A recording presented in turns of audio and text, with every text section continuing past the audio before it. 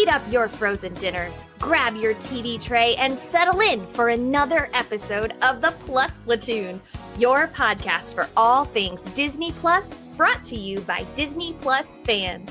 Watch along with us every week as we cover all the new, the old, the good, and the bad on Disney Plus. So put down that remote, don't touch that dial, and welcome your fabulous Plus Platoon host. Hey everyone, welcome to the Plus Platoon. We're a Disney Plus fan podcast that gives honest, spoiler-filled reviews of movies and shows on Disney Plus. We'll look at new releases, coming attractions, and we'll even go back into the vault to revisit some of the classic Disney that's on the platform. Make sure you're subscribed and you will never miss a moment. I'm going to bring in Kate. Kate, good to see you this evening. Good to see you too, brother. And back fresh from Jelly Rolls is Pete. Pete, how's your evening going? Hey, everybody. And I thought Ohana meant all-you-can-eat meat on a stick. Yeah. I thought Ohana meant overrated restaurant at the Poly. That's what I was going to say. Well, that's what I was saying. Yep. So, but the overrated part of it, yeah. Yes. So, agree. Yeah. Guys, if you're not already, please like, subscribe, share. Especially if you're wanting to do follow along on the Andor series that's coming up with us. We're gonna have hey, you can get over yourself. We're gonna be doing basically following that through in the month that's gonna be hitting it hard. So Kate can deal. If I can deal with Marvel, you can deal with the series. That's fair. We all kind of liked the first season of. So this is season 2 of Andor. Correct. And it we did like the first one. We did like the first one. So even Derek. What do you mean even Derek? You don't like anything. Oh, that's okay. Well, I can't argue about that right now. It's funny because it's true. Maybe in maybe like a month and a half. Unless it's more than 30 years old and baseball themed. No, not necessarily baseball themed. Not all baseball themed stuff is great. So true. Now, this week we watched the animated Lilo and Stitch. They've got the live action one coming out in May. We're going to stick to our guns of not watching the live action remakes. And but we watched the original animated. It follows Stitch from he is this experiment. I had not remembered that he was basically designed as a weapon by the mad scientist. Mm-hmm. Comes in to the crash lands in Hawaii and to Lilo and her older sister who are trying to get by without their parents, which I think they died in a car wreck. That would be on par for Disney. That's more or less what they say. They don't really went get out into for it. A drive and it was raining. They went out for the drive with the Starks. Yeah. Oh no. No, we can't blend these. No, no. That was well played. No. That was well played. Anyway, and it's all about how Stitch is not acting well and Lilo is not acting well. They actually act very, very similar, which is kind of odd. And it's this older sister trying to do everything she can to keep their family together, and the aliens show up and try to take Stitch back, and the Ving Rhames character, which yes, that is who voices the social worker. Yep. Comes in and is going to split them up, but decides they need to stay together. Turns out he's like, the plot takes some suspension of disbelief. Yeah. So, what about this though caught a great wave? What was great, and I mean not just good, what was great about this movie, Kate? Yeah. Some of the one-liners. So this movie came out in 2002, correct? Yes. And which I would have been a 8th grade freshman, roughly somewhere in there. And I mean, this was for me. I loved this movie. I watched this movie probably every day for a long time. And just the one-liners, even when Lilo is under the bed, and they're like, Lilo, are you okay? And she goes, leave me alone to die. And then she turns up the music. Like, oh my God. And when she's buying Stitch, and she looks at Nani and goes, I want to buy him. Can I borrow some money? And then it hands it to her, and it's just the quick wit. It gives me almost a Gilmore Girls like quick wit to me. That might be a bit of a stretch, but and even just the characters like Mr. Bubbles, and it just God, I just loved this movie. It still holds up to me, but I don't know if it still holds up because it's actually really good or because I'm so sentimental. Like, I'm still just so sentimental with this movie because this was so much of my childhood. But that's the one thing I will say is But that's part of a reason to like something. It is part of the reason to like something is, yes. The quick wits, or one of my other favorite parts is when one of the girls is being mean to Lilo and Stitch holds her back, and then she says something and he goes, okay, and then she goes, that's it. And I mean, I think Lilo, I see a lot of myself in Lilo, in her like sort of being misunderstood, but also kind of marching to the beat of her own drummer. And yeah, oh God, I love this movie. Pete, I could sit and talk about this for a long time. So Pete, I'll let you go. What I like about this movie is it's got a lot of really weird moments that don't feel like Disney was letting whoever made this movie do things that weren't very Disney to me. And I think it's a lot of the same things you're talking about. I mean, Lilo is not a typical Disney character. She's got anger issues. She's not a very nice kid. She does nothing like it's funny. Like, Nani is trying to keep them together. Lilo does nothing to try to keep the family together. She practically does everything in her power to get taken away. And like just some of the stuff, I mean, not everything in this movie works for me.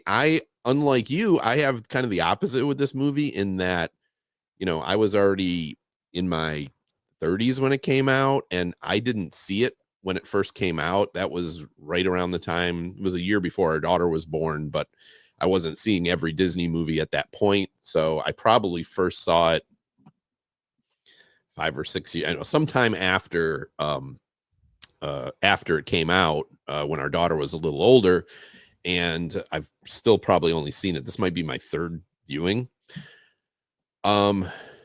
I do like the use of the Elvis songs. That's a lot of fun. There's a lot of fun stuff. Yes. There's fun moments in this movie. Pleaky with the mosquitoes, and then like Bubbles at the end is like, oh yeah, we convinced them the mosquitoes are an endangered species. Just moments like that. I just really, there's some stuff in this movie I really like, and a lot of it's a little weird for stuff Disney does. So I'm not fully enamored with this movie, but there's stuff to like about it, I guess is what I'm saying. So what about you, Derek? What'd you like? I want to add in one thing real quick before you go, Derek. It almost gives the same vibes as The Incredibles, with some of the same humor as The Incredibles, where it's not some of the jokes that they made. It's not your typical squeaky clean Disney movie. It reminds some of that quick wit reminds me of some of the things that are said in The Incredibles. But anyway, go ahead, Derek. Well, first I want to address the fact that I'm not sure Gilmore Girls is the pinnacle of quick wit. It's the same writers as The West Wing. No, not West Wing. No. Are you sure? Yeah. Marvelous Miss Maisel, though. Okay. So I liked watching a hand-drawn movie. The cells were all hand drawn. They were computer colored, which is weird. I liked the watercolor backgrounds. I really enjoyed, because I love that softer look. And it really made you understand that this was truly a still in the hand drawn, at least, spirit of the Disney animation. There were moments, sure I can put an S on it, of that made me chuckle. Okay. Yeah. So, okay. So I actually read somewhere that this was originally not supposed to be set in Hawaii. This was originally supposed to be set in the middle of Kansas. Yeah, the original story was in the middle of Kansas. So I'm not saying it has to be the middle of Kansas, but would this work in a different setting, or is Hawaii to the whole Ohana part of it, the whole he can't swim part of it, is that too ingrained in this story? I, for one, think you probably could have gone Australia with this. And do a, because there's enough weird animals down there that he would actually kind of fit in. You've got, especially if you made it then not necessarily people, but like him fit in with the family kangaroos or something. I don't know. It's just, I don't think it had to be. I don't know how they would do it, but I personally don't necessarily think it had to be Hawaii. See, my brain also, I would like it to be known that I was incorrect. It was not The West Wing. It was the movie The American President that I was thinking that Alan Sorkin also wrote. It wasn't The West Yes. Wing. Yeah. Sorry. Anyway. See, and if you put a little bit of a spin on it, what Oliver and Company, was that set in Chicago or New York? New York. See, I feel like this could be, I don't see it working in Kansas, but I feel like if you made it hip hop dancing instead of hula dancing, and if you shifted things, you could set this in a city. But it would take away a lot of, I mean, it was completely changed the culture, which I think is a beautiful part of this movie. That would be like trying to set Moana in a different setting. It could be done, but I don't think it would be as good. Yeah, I think a lot of what makes this movie work is the Hawaiian setting, and that these people are local Hawaiians. They're you notice when he shows them crash landing, it's, I think, Kauai or something. It's not even. But the last shot, they're on the Big Island. The last shot, they're on the Big Island but that's after they fly around in the in the ship. And we got to talk about that too, because there's an interesting story behind that, but we'll get to that. I want to talk about that a little bit. But if you watch at the beginning, they land on like Hawaii. So it's very purposely put it in an isolated area. It's a tourist area. Again, the weirdness of like, oh yeah, he's some kind of weird dog that got run over by a truck, like when he clearly doesn't look, but forget even that, you got, one of the Pleaky and Jumba are disguised as tourists, and one of them just has one giant eye, and nobody bats an eye at that either. I mean, it's just so like the suspension of disbelief is pretty high with this movie, but I don't know. It's I think there's so much, like, as I said, the tourism there, the fact that these people work in like the industry with the luau's and everything like that. I it surprises me. It had to have been very early in the story work that it was set in Kansas, because they worked so much of Hawaiian culture into this movie. It really feels intrinsic to it. And could it have worked somewhere else? I mean, it's a basic, it's a basic story, buddy story, right? I mean, it's E.T. is not that different from. That's a really good point. From the plot of this movie, and so you definitely could do it somewhere else, but I thought they did a really good job of making Hawaii a part of the story, instead of just being like, oh, it's in Hawaii because we wanted him to not be able to get to a big city. I thought they worked that well. Okay, that's fair. So, one question I had as I was watching this is this called Lilo and Stitch? Well, but who is the main character? Is Stitch the main character? Is Stitch a sidekick? Is Stitch a co-character? Where in the story arc exactly does Stitch fit in? And Kate, you're over there shaking your heads to not a main character. No, I think Lilo is the main character. So what's Stitch? I think Lilo. I think Stitch is like the anti-hero. Like, you cheer for Stitch, but he's not always the good guy. In fact, most of the movie, Stitch is a problem. So is Lilo. Yeah, but No, there's no buts. no, but there is, because I feel like some of Lilo's bad behavior comes from trauma and comes from, it's like what Pete said, she had anger issues and was very misunderstood, and I think that is partly why her and Stitch are such kindred spirits. But no, I think if they are not co-leads, Lilo is the lead and Stitch is the supporting character.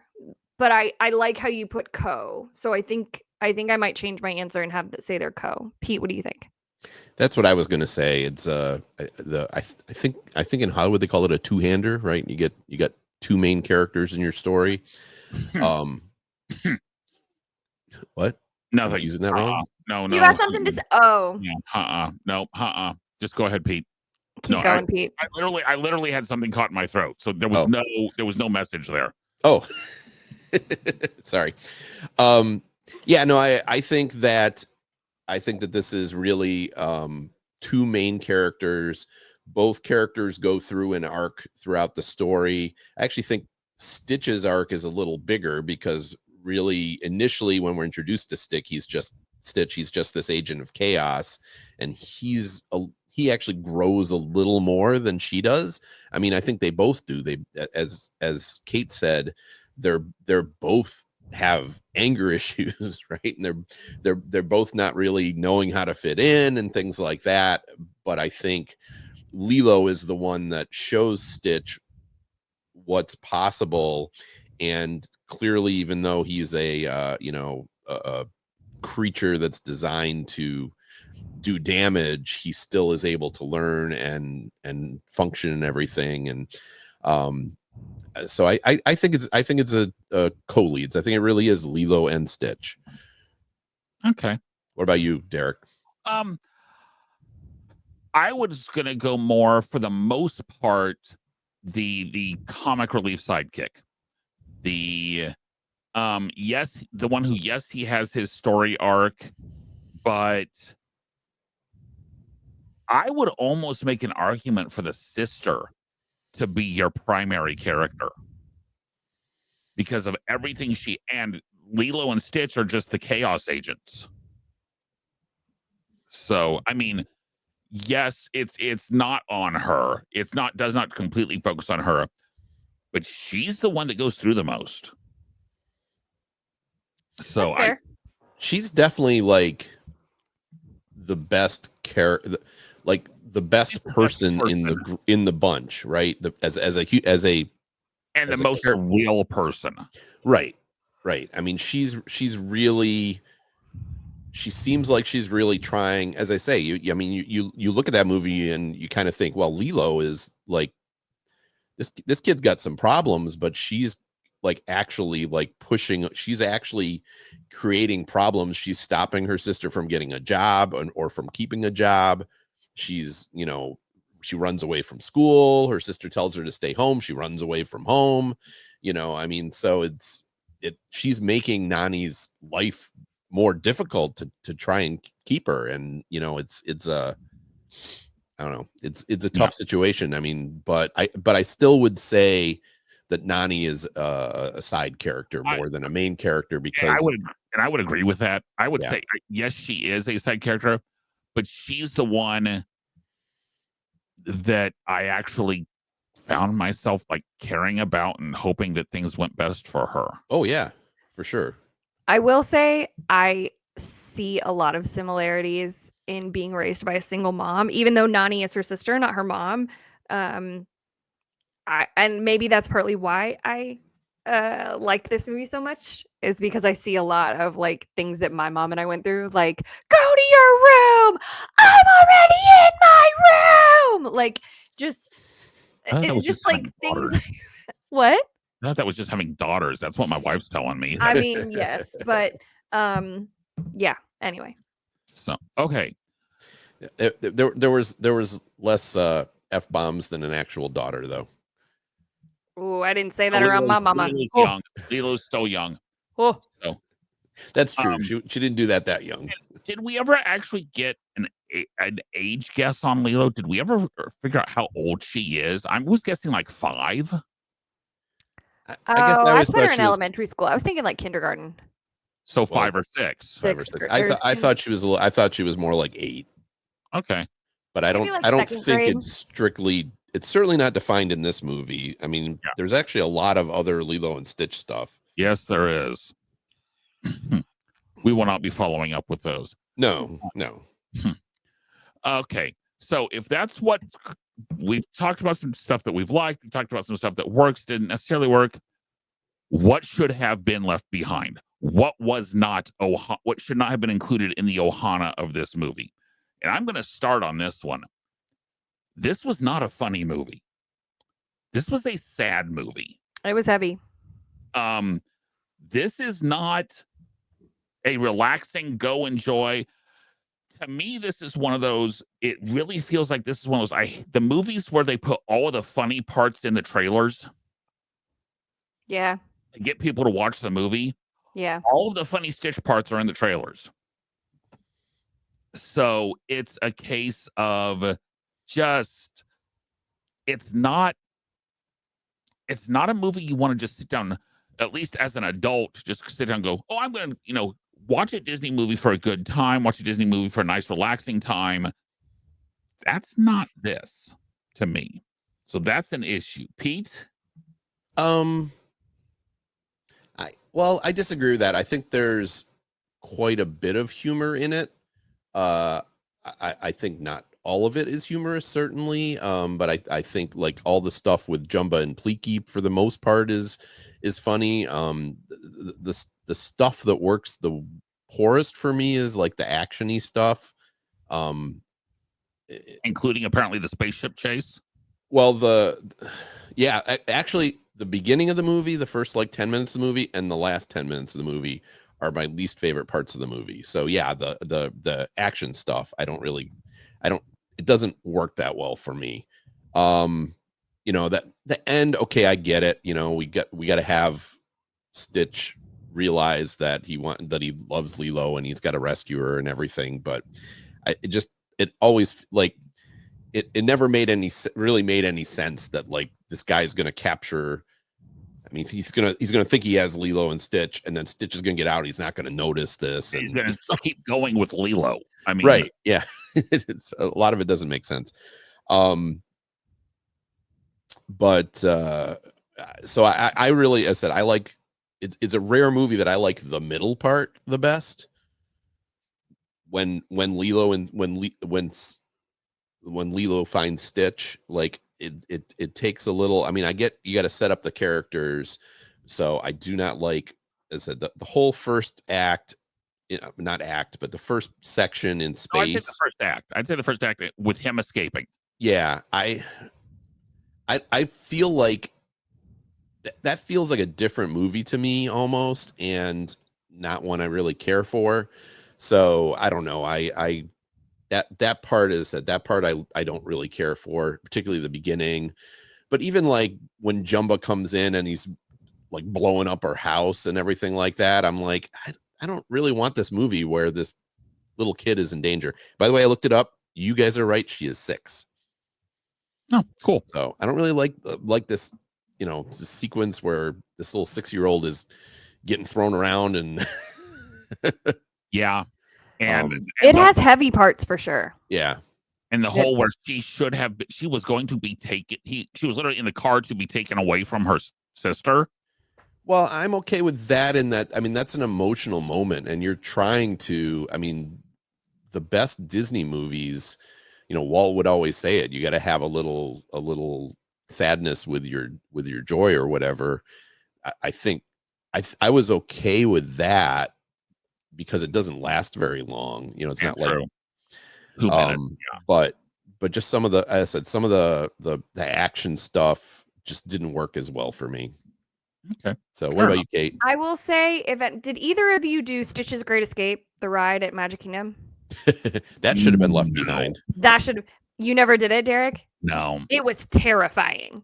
So, Did you ever do? I also never did the Alien Encounter. I never did Alien Encounter. Did you ever do Encounter? Was before Alien my Encounter? time. Alien Encounter was 10 times scarier than the Stitch version. Nope. That I mean, it didn't. I did do Stitch once, and it was terrible. Yeah. It was terrible, but it was still scary to little kids. Yes, it was frightening to little kids. I did it probably but when the original. I only rode the original one once, and it didn't scare me as an adult. But I sat in there, you know, I must have been in my 20s, so it wasn't like I'm, you know, I had kids or anything like that. But I just sat there on it going like, this ride has to be so terrifying. So many children every day. Why would you put this in Magic Kingdom? That's all I could think of. I still remember it when it was Mission to Mars. Right, yeah. So I thought that was, yeah, okay. No. It started as Mission to Mars. Yeah. I got that in Mission Space. Mission to Mars. Then yeah. So okay. Now this movie uses a lot of Elvis songs. It actually uses more Elvis songs than any Elvis movie ever did. So I'm gonna go something fairly light to wrap us up here. What is your favorite Elvis song in this movie or not? What is your favorite Elvis song, Kate? That is an impossible question for you to ask me. No, it's really not. Because I am a huge Elvis fan. Elvis was one of the first CDs I ever owned. My dad introduced me to Elvis. I feel like I kind of have to say Can't Help Falling in Love because that's what my husband and I danced to at our wedding, which you both were at. Yeah. But oh God, it's so like there's so many good ones. I'm gonna have to go with Blue Christmas. Jailhouse Rock. Jailhouse Rock. Okay. That's what I was gonna say, Kate. I'll pick a different one. I'll pick a different one. Okay, you pick a different one. I like Suspicious Minds. Oh, that's a good one too. Okay. And I'm not a huge Elvis fan, but he does have some very good songs for sure. I want to go to Graceland so bad. And see, I like his songs. I cannot stand Elvis's voice, to be perfectly honest. Who hurt you? Oh, the list is long and distinguished. I love Elvis. So my favorite Elvis song is actually not sung by him. For me, it is Jailhouse Rock. I love the version though at the end of Blues Brothers. Yeah, that's why I was gonna that because I love that movie. So yes, that's why I was gonna say Jailhouse Rock. I'll change my vote to from this movie. It's when she's listening to Heartbreak Hotel and she's under, and that's when she says, "Leave me alone to die," and then she turns on Heartbreak Hotel. Thinking it there, yeah. So, oh God, so good.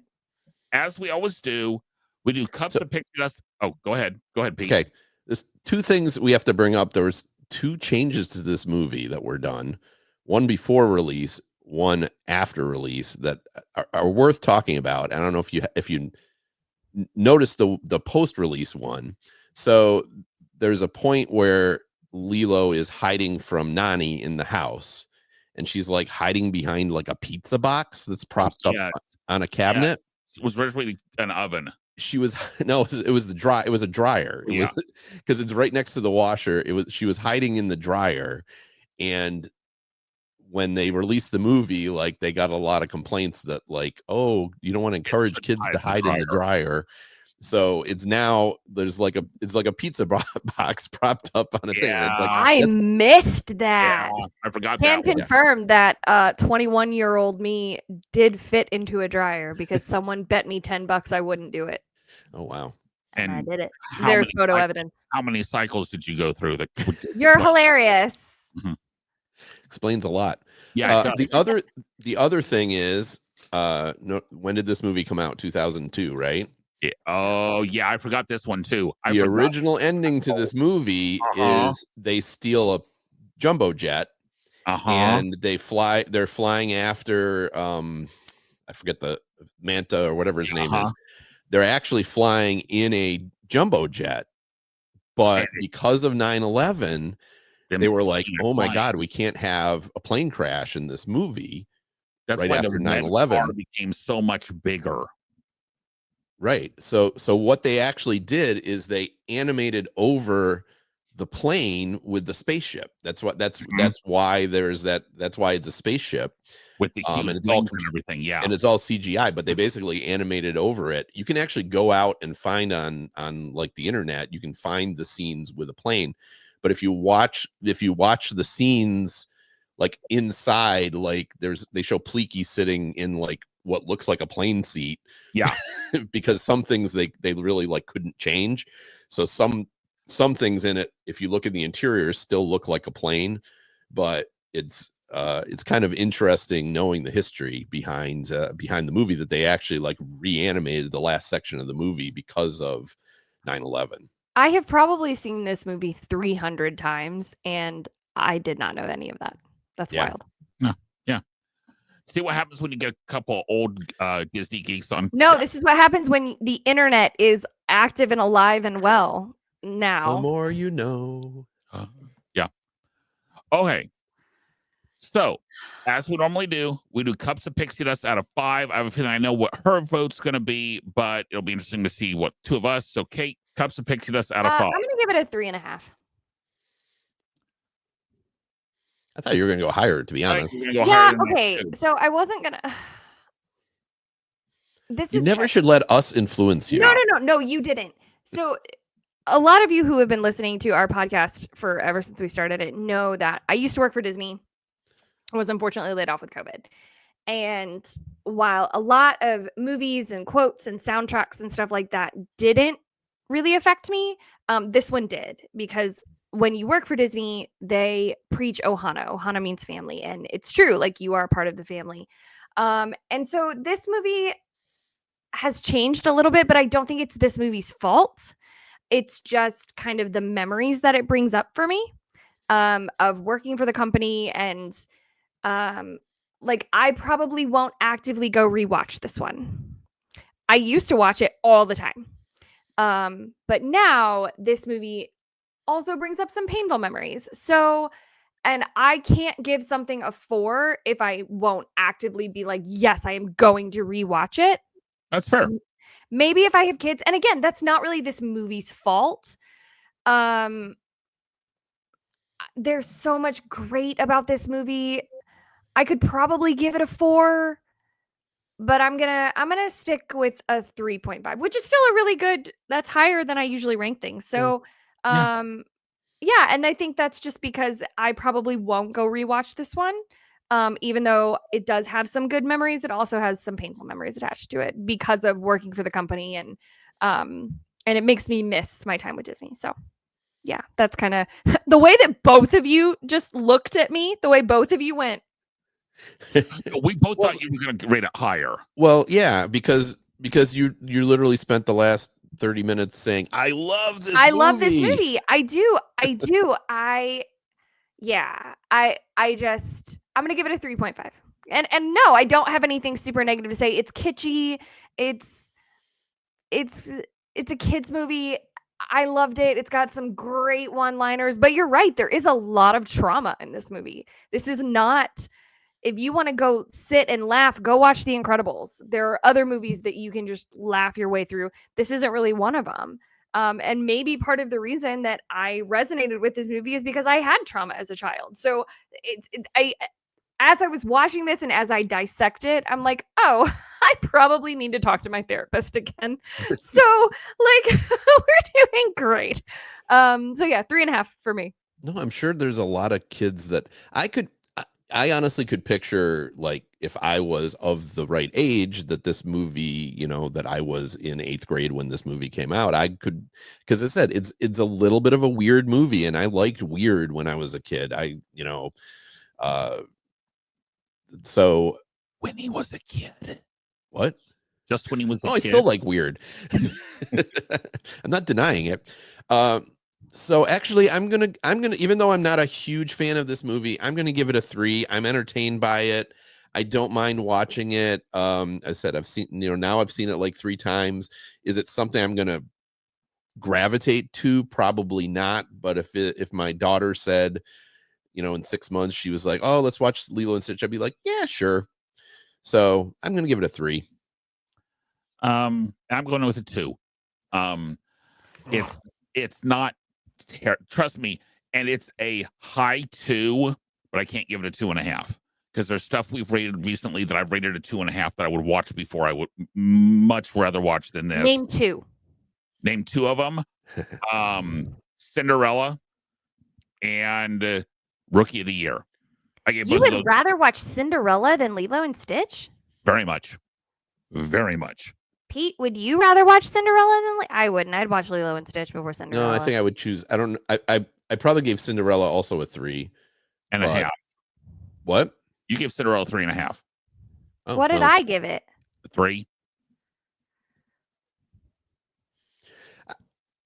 I gave Cinderella a 3.5 because of what I think of it in the annals overall of history and what it meant to, like, it was kind of the gateway for my daughter and everything like that to Disney. But honestly, of the 2, I would probably be more likely to go back to, as an adult watching an animated movie, I would probably more likely go back to Lilo and Stitch. I'm going to show my grandkids movie, I would pick Cinderella. That's fair. There are more sections. I said it's right on the line, but there are more sections of Cinderella I would rather watch than the sections of Lilo and Stitch I would like to watch. So, okay. I want to do now is, if I am correct, we're getting ready for the finale of Daredevil. Am I right? 2 more episodes, I think. 2 more episodes? Okay. Mm-hmm. Well, one of the I think tonight I'm one is the second to last behind. episode. I think I'm one episode behind. Are you all caught up, Pete? They might be putting them both out tonight, though.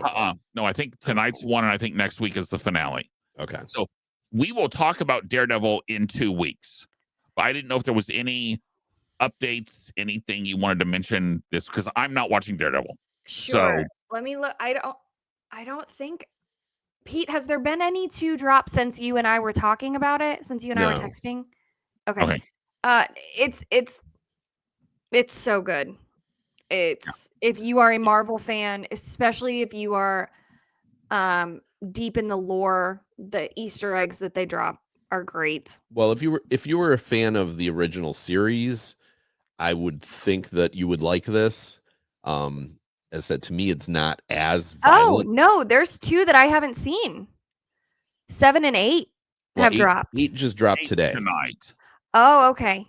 So I guess I am 2 because I haven't seen 7 or 8 yet.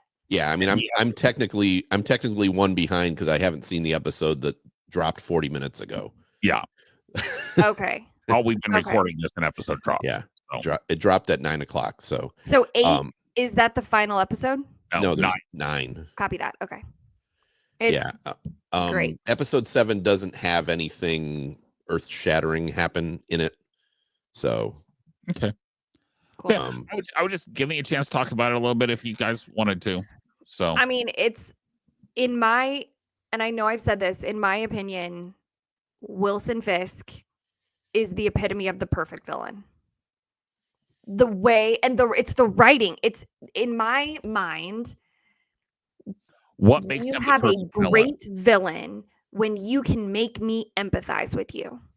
When you can make me go, well, okay, I kind of see why he did that. Or like, oh, there was trauma in his childhood. Or, oh, like when you are so evil and then you show a sliver of humanity. Did either of you, I know this isn't on Disney Plus, did either of you ever watch the TV show called Turn? No. Okay, first of all, both of you need to go. Well, Derek, you may not watch it. It's It's about a bird up in the Arctic, right? no, it's about the turncoats. It's about the President Washington's spy ring, the Culper spy ring. It's great. It is so good. But one of the villains in that show, his name is Admiral Simcoe, and he never really raises his voice. And he's very proper. He's British, and he is so evil. He is so evil, but you almost like he doesn't come off as evil. And I feel like that with Fisk, where like he has his moments for sure, and you see it, but he also has these tender moments. It's the writing is so good. Pete, would you agree with that?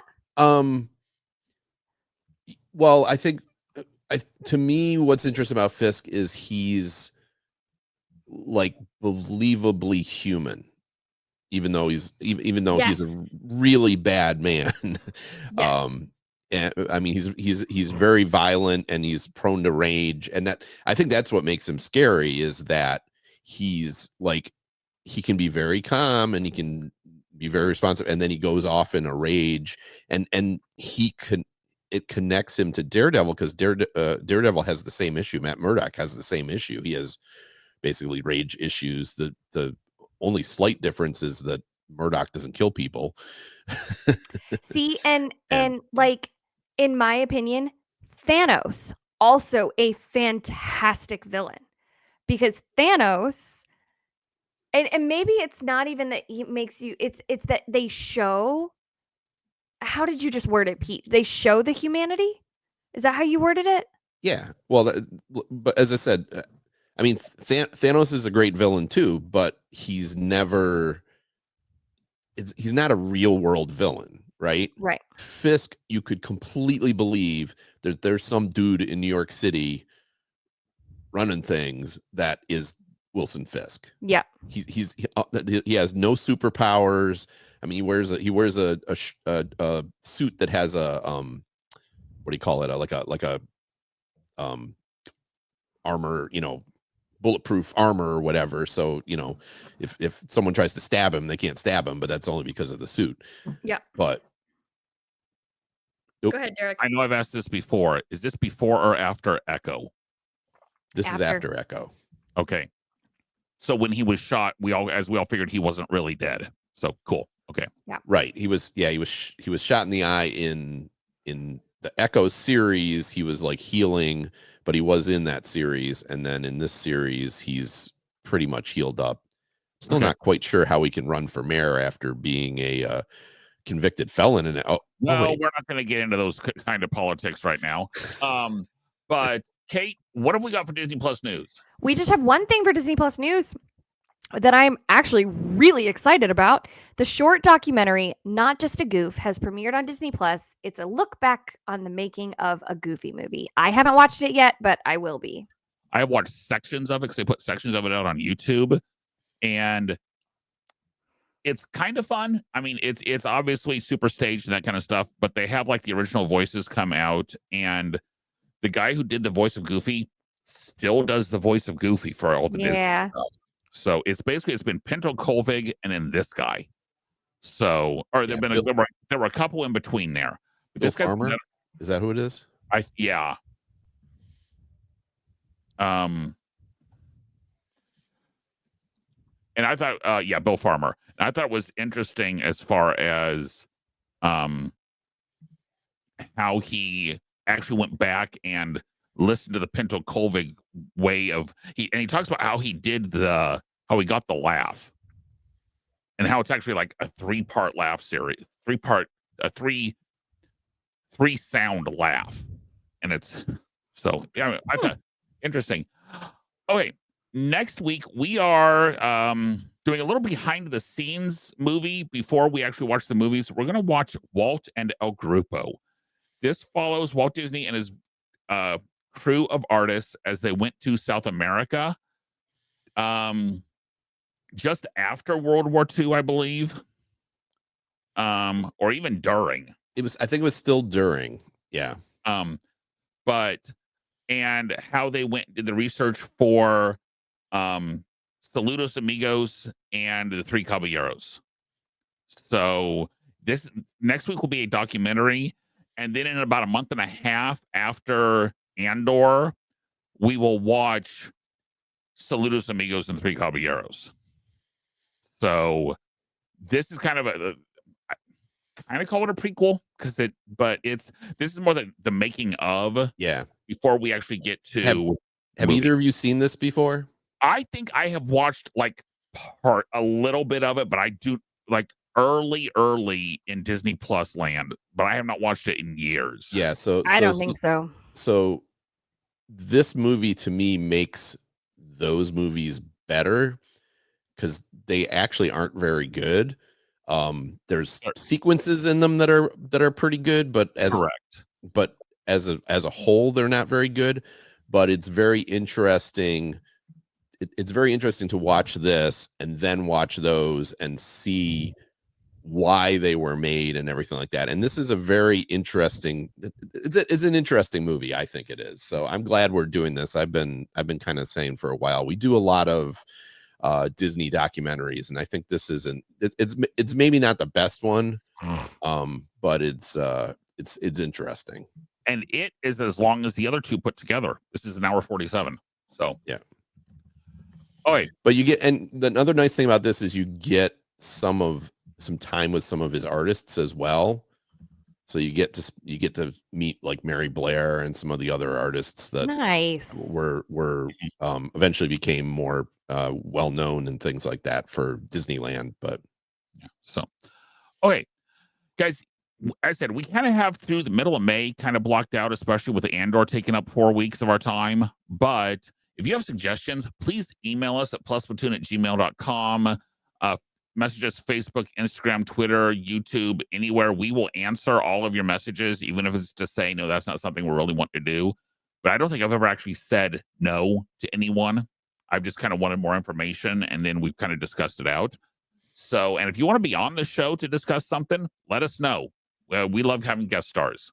So, guys, we have new episodes coming out Thursdays on YouTube and all the major podcasting services. For Kate and Pete, Gina and Steve are on spring break, but we'll be back next week. We will see everyone then. Bye, guys.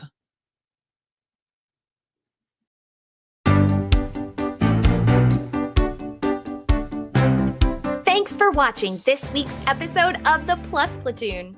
Be sure to subscribe to the Plus Platoon podcast to keep getting great content each week. Then head over to Apple Podcast and leave those 5-star reviews as they help make the Plus Platoon visible to even more Disney Plus fans. Also, go to YouTube and like and subscribe to the Plus Platoon channel, where you can watch all future episodes live. If you have a question for the Plus Platoon, please send us an email to plusplatoon@gmail.com or connect with us on Facebook, Twitter, or Instagram @PlusPlatoon. The Plus Platoon is a Disney Plus fan podcast and is not affiliated with the Walt Disney Company or the Disney Plus streaming service. All opinions expressed on the show are solely those of the individual hosts and in no way reflect the views of the Walt Disney Company. Thanks for watching, and be sure to stay tuned for next week's episode because the Plus Platoon is to be continued.